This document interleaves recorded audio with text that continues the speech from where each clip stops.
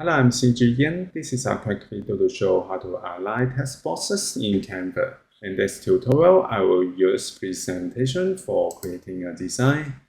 And then we can go to text and then go to add a text box.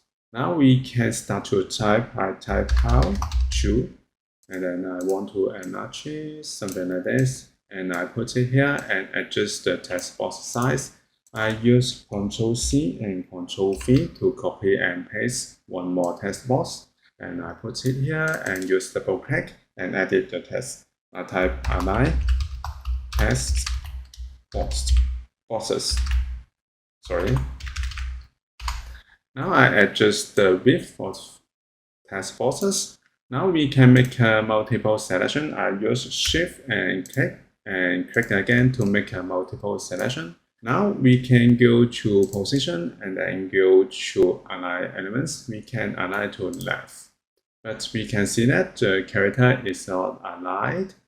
So we can go to top option bar. We can use alignment to change to left alignment. If we want to make center alignment, we can change the alignment to center. Sorry, over here. If we want to align to right, we can change it to align to right. So this is how we can align text boxes in Canva. Thank you for watching this video. Hope this helped.